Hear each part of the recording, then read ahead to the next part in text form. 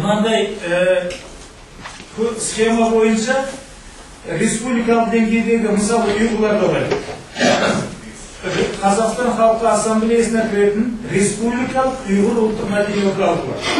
Республикалық ұлттық мәдени орталық. Сонан кейін 14 облыста 14 ұлттық мәдени орталық құрылған. Кейбір ұйғыр жоқ облыстарында да құрылды ғой. Мысалы Павлодар, басқа Атырау, сол жақтардың өзінде де осындай облыстық филиалдар құрылған. Сонан кейін аудандық филиалдары 210 ауданның соның бір жартысына жуығында осындай ұлттық мәдени орталықтар құрылған. Сонан кейін міне ауылды елді мекендерде бұлар құрылтастады. Ауылды мекендердегі көше-көшенің өзі оларда жігіт басы деген бір құрылымдары бар. Кварталды, мысалы Жәрген қаласында 32 квартал бар, 32 кварталдың жігіт басылары бар. Олар дайын взвод, дайын рота, дайын сондай жағдай әскери құрылымдар болып отыр. Міне осындай жағдайлардың бәрін сараптай келе біз мысалы халқымызға мақсат қойдық.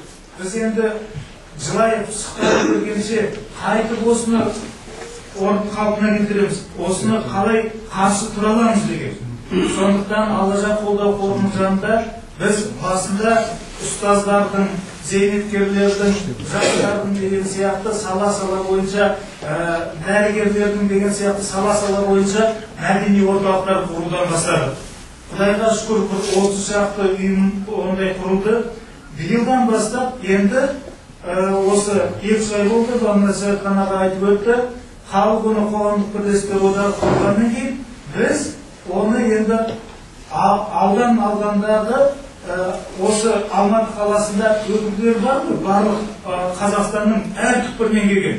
Солардың мысалы Панфилов ауданы, Бақанас ауданы деген сияқты солардың мәдени орталықтарын құру арқылы осыған бір қарсы әрекет, қарсы ең болмаса қолымыздан келетін бір шара істеуді сондай енді соған мұқтаж болып тұрмыз.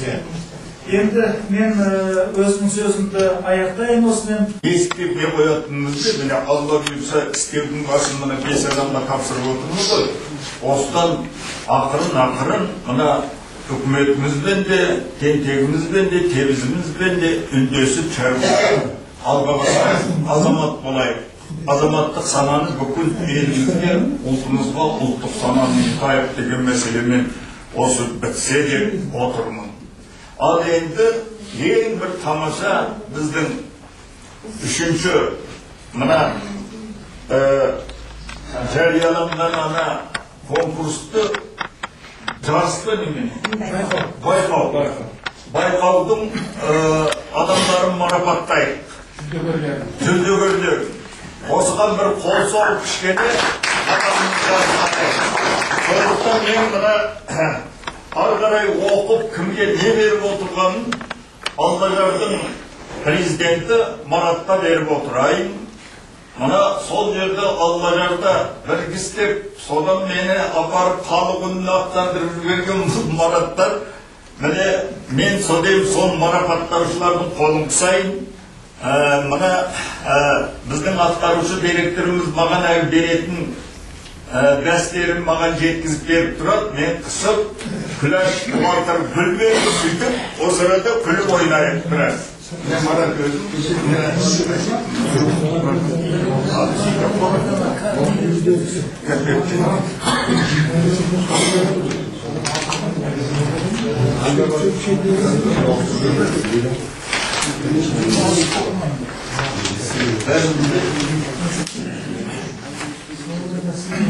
Başta kanunların mızalar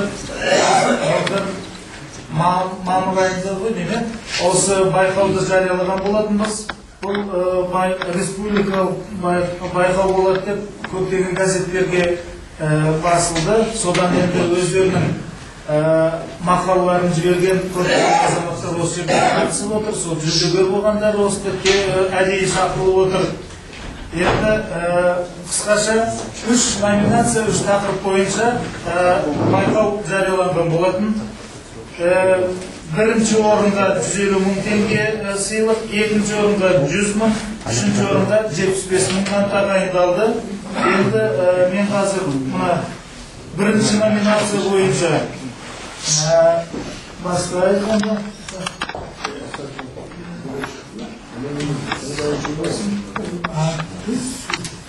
ұлттық мәдениетті дамыту, этносаралық қатынастарды нығайту мәселелерін алған үздік жарияланымдардың республикалық байқауында бірінші орын алған Арал өңіріндегі үкіметтік емес ұйымдардың қалыптасуы, өзіндік бағдары және даму мүмкіндіктері атты журналистік сараптама мақаласы үшін Қазақстан журналистер одағының мүшесі Жаңабай Кемал марапатталды.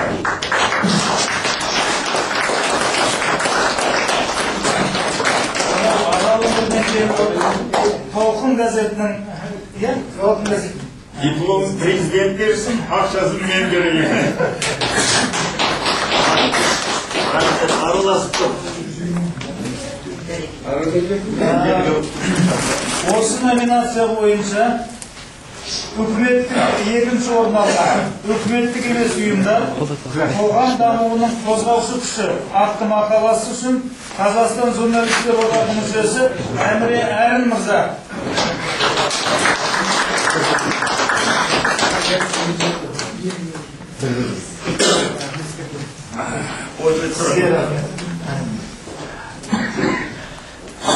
Өзіммен мұнау жақындағыны танысып, керемет үлкен ләззат алдым. Мұнаның үстіне мен мұнау ғұмырнамалық кітабымды ұсынып отырмын. Осы номинация бойынша үшінші орын алған тұралаған жұртқа тіреу күш ауылдағы үкіметтік емес ұйымдарға қамқорлық қажет атты сараптамалық мақаласы үшін журналист Дархан Мазар марапатталады.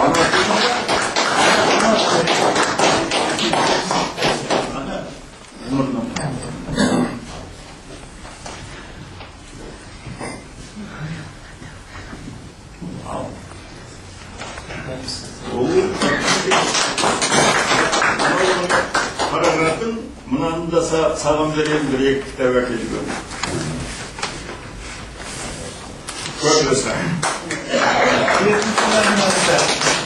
Ұлттық мәдениетті дамыту, этносаралық қатынастарды нығайту мәселелеріне арналған үздік жарияланымдардың республикалық байқауында бірінші орын алған ұрпақ тәрбиесінің жаңа көзқарасы атты ғылыми мақалалар топтамасы үшін жазушы, медицина және педагогика ғылымдарының докторы профессор Сайхан Ғаббасов марапатталды.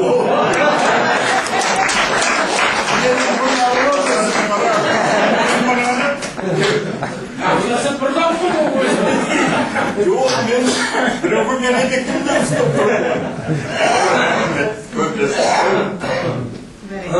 Осы байқауда екінші орын алған Тәмсіл тәлімі атты мақаласы үшін соғыс және еңбек ардагері Ғайыс Егембердиев марапатталады.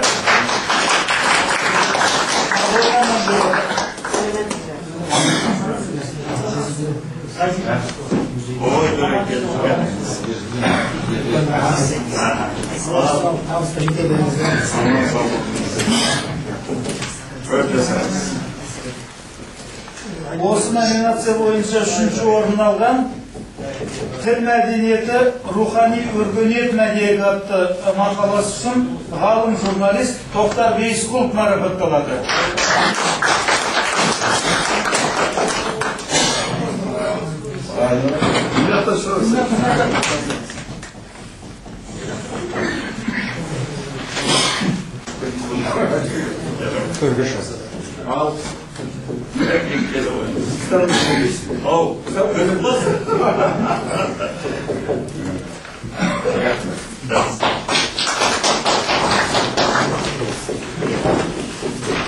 Üçüncü nominatsiya ұлттық мәдениетті дамыту, этносаралық қатынастарды нығайту мәселелеріне арналған үздік жарияланымдардың республикалық байқауында бірінші орын алған Қазақстандағы этносаралық